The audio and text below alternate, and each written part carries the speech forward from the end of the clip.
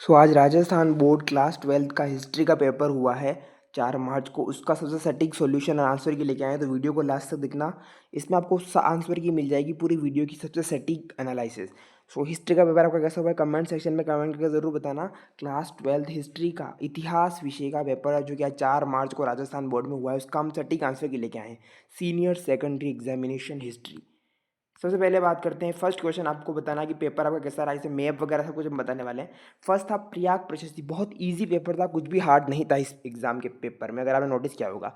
2024, 25, 2023 के क्वेश्चन लगभग हु डाल दिए गए हैं। इस बस चेंज ही हुआ है कि जो रिक्त स्थान पूछे गए थे वो ऑब्जेक्टिव में दे दिए हैं, ऑब्जेक्टिव वाले रिक्त स्थान दे दिए। प्रयाग प्रशस्ति की रचना किसने की थी, सब जानते हैं। प्रयाग प्रशस्ति की रचना हरिशरण ने की थी, समुद्रगुप्त का दरबारी कवि हरिशरण ने प्रयाग प्रशस्ति को इलाहाबाद स्तंभ के नाम से जाना जाता था। देवपुत्र कौन लगा था, देवपुत्र की उपाधि अपने आप के देवानाम प्रिय कुषाण जो है वो एक तरीके से देवपुत्र की उपाधि अपने आप के लगाते थे कुषाण। तो कुषाण सम्राट जो थे, कुषाण डायनेस्टी जो है अपने आप के नाम के आगे देवपुत्र की उपाधि लगाती थी। ऑप्शन नंबर बी अगर आपने किया है तो बिल्कुल सही है। प्राचीन काल में स्त्री का गोत्र विवाह के बाद किसका माना जाता था, देखो विवाह के बाद पूछ रहा है। स्त्री का गोत्र पति का गोत्र बन जाता था, पिता का नहीं। कुछ ऐसे हम उदाहरण मिलते थे पिता का गोत्र ही उदाहरण करते, सातवाहन को गिरानिया।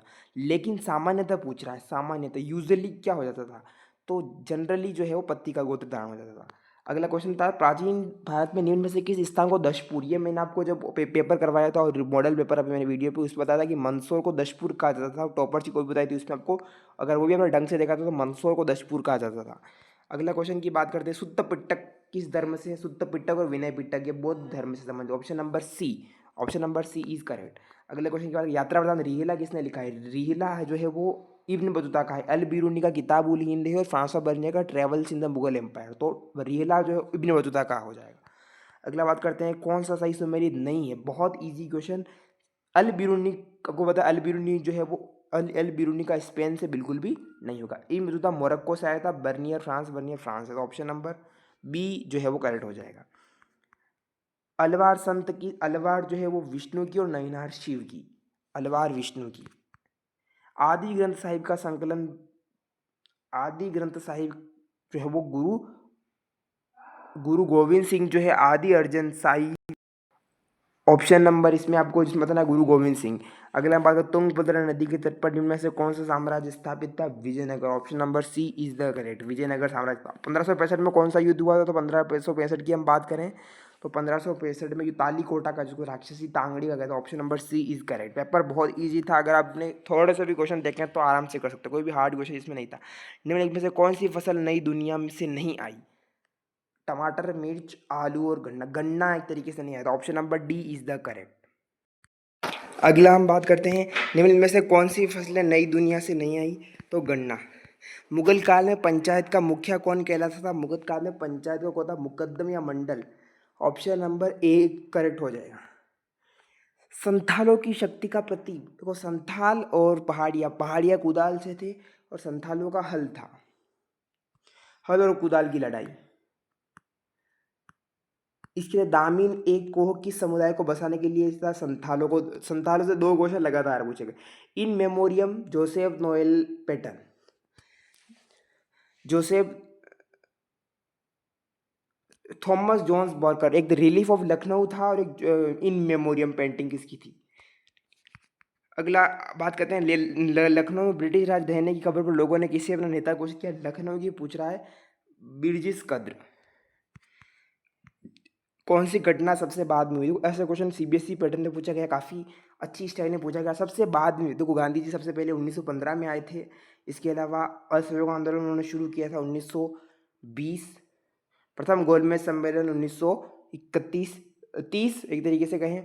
और प्रत्यक्ष कार्यवाही दिवस सबसे लास्ट में 1946 से मनाया गया। तो ऑप्शन नंबर सी अगर आपने भरा है तो बिल्कुल सही उत्तर है, बाद में पूछ रहा है।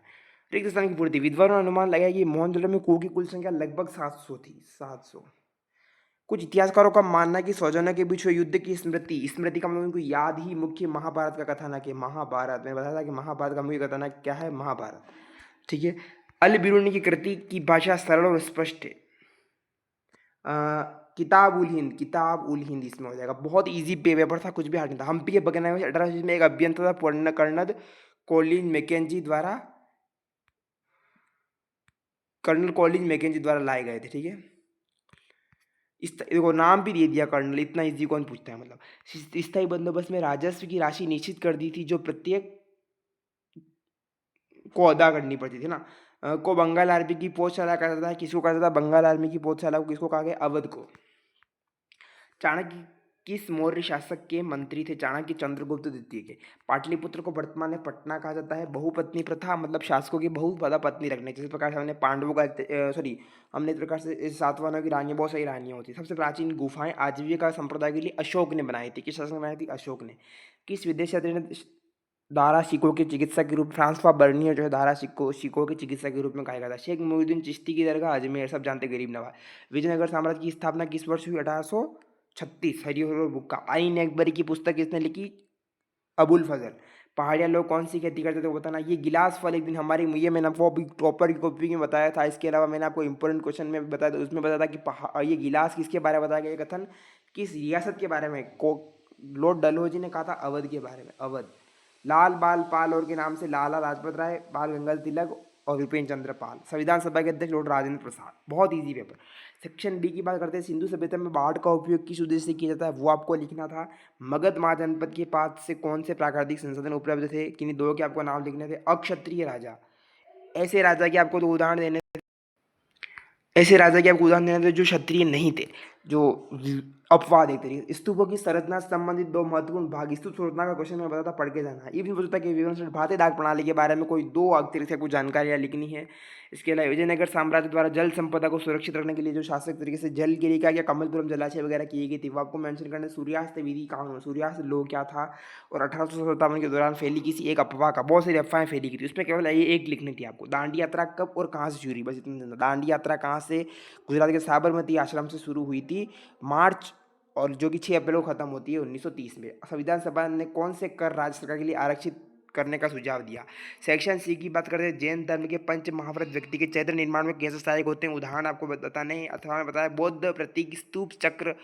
देखो सब प्रश्न प्रश्न बहुत अच्छा प्रश्न पूछा। बौद्ध प्रतीक स्तूप चक्र वृक्ष आदि मूर्ति कला में इतने महत्वपूर्ण क्यों माना गया? उदाहरण से समझिए, पर प्रश्न काफी अच्छा था इस बार। मुगल काल में उगाई जाने वाली फसलों का वर्णन कीजिए और मुगल काल में बदली सिंचाई तकनीकों। मुगल काल का जो आपका क्वेश्चन था आपका किसान जमींदार राज्य उस चैप्टर से पूछा गया है। असहयोग आंदोलन शांति की दृष्टि से नकारात्मक किंतु प्रभाव की दृष्टि से बहुत सकारात्मक था, कथन की व्याख्या कीजिए। बहुत इंपॉर्टेंट क्वेश्चन था। और 1922 तक गांधी जी ने भारतीय राष्ट्रवाद को परिवर्तित कर दिया। जो स्वरूप था नेशनल इंडियन नेशनलिज्म का वो कैसे चेंजेस हो गया वो आपको बताना था। संविधान सभा में हुई चर्चा जनमत को कैसे प्रभावित होती थी वो आपको बताना है। और संविधान सभा में आदिवासियों की सुरक्षा के लिए और किस प्रकार चर्चा, आदिवासियों की सुरक्षा के लिए, यह प्रश्न काफ़ी यूनिक तरीके से पूछा गया है। तो पेपर लेवल का तो था, इतना भी मतलब इजी ही था, लेकिन बहुत ज़्यादा एक तरीके से टफ नहीं था। सिंधु घाटी सभ्यता के नगर नियोजन से उस समय के लोगों को जीवन शैली बुद्धिमत्ता से क्या पता चलता है? उदाहरण से स्पष्ट कीजिए। मतलब नगर नियोजन का क्वेश्चन बहुत यूनिक तरीके से पूछा गया, जिस तरीके से आपको पूछा गया उसी तरीके से आपको आंसर इसमें देने पड़ेंगे। अथवा की बात करते हैं। सिंधु सभ्यता के लिए शिल्प उत्पादन से संबंधित आर्थिक और सामाजिक झलक कैसे मिलती है वो आपको स्पष्ट करनी है। और कबीर की बानी की व्याख्या कीजिए, यानी कबीर की प्रमुख शिक्षाएं, कबीर का पूरा एक तरीके से आपको मेंशन करना है। सूफी और राज्य के संबंध की व्याख्या कीजिए। सूफी और राज्य के संबंध के पीछे क्या प्रभावशाली होते थे और क्या क्या रीजंस थे। मैप की हम बात करते हैं। मैप बहुत ईजी आया था, मैंने मैप का वीडियो बनाया था 4 मिनट का, उसी बेसिस सेम टू सेम एक तरीके से पूछा। राखीगढ़ी, राखीगढ़ी है हरियाणा में। हरियाणा में राखीगढ़ी का मैं भी बताया था। राखीगढ़ी हरियाणा में। सारनाथ यूपी, यूपी वाराणसी सारनाथ में। अहमदाबाद गुजरात, अहमदाबाद गुजरात। और मद्रास तमिलनाडु, तमिलनाडु में मद्रास है। तो ये अगर आपने हुआ तो ऊपर वाले पर होंगे, आई होप बहुत ईजी था। या फिर नीचे वाले लोथल, लोथल मैं ट्रिक बताई थी। लोथल गुजरात में, जिज्जे गुजरात, मथुरा यूपी में है, ग्वालियर एमपी में है और पूना महाराष्ट्र में। गुजरात यूपी महाराष्ट्र और कौन सा था? गुजरात यूपी महाराष्ट्र। और एक तरीके से ये था पूछे गए, बहुत इजी तरीके से पूछे गए थे। ये था आपका हिस्ट्री का पेपर। आई होप कि आपको हिस्ट्री में से पूरे नंबर आएंगे। कमेंट करके बताना हिस्ट्री क्लास 12 आरबीएससी के पेपर में आपके 80 में से कितने नंबर आ रहे हैं। आई होप कि आपके पूरे में से पूरे नंबर आएंगे। सो कमेंट करके बता देना कि आपके कितने मार्क्स एक तरीके से हिस्ट्री में आ रहे हैं। आई होप कि पेपर बहुत ईजी था। अगर आपकी हिस्ट्री में 80 में से 70 प्लस आ रहे हैं या फिर 65 प्लस भी आ रहा है तो आपको बहुत एक तरीके से, अगर आपको 75 प्लस आ रहा है तो एक तरीके से बहुत गोल्डन अपॉर्चुनिटी है आपके लिए। जो पेपर आपका हिंदी लिटरेचर, हिंदी साहित्य का बच्चा है वो भी, उसके लिए भी ऑल द बेस्ट। चैनल को सब्सक्राइब कर देना, वीडियो को लाइक कर देना। सारे टॉपिक आपको इसी वीडियो में आपको कवर करके मिल जाएंगे। इसके अलावा हिस्ट्री में कोई क्वेश्चन अगर आपको ऐसा लगा है जिसमें ऑप्शन मिस्टेक है या फिर एनसीईआरटी से आउट ऑफ सिलेबस है या फिर जो आपको बुक्स ब्लू प्रिंट तो डिसमिस होता है। ब्लू प्रिंट कभी भी फॉलो आरबीएससी करती नहीं है, खुद तो दे देती है लेकिन फॉलो उसको करते नहीं है। तो अगर आप वो एक तरीके से हो तो आपको टेंशन लेनी है। बाकी एक तरीके से मैंने जो वीडियो बनाए थे उसी में से देखने को मेरे हिंदी साहित्य के लिए भी आपको सारे वीडियो मिल जाएंगे टॉपर्स को भी। तो मिलते हैं अगले वीडियो में। Thank you so much.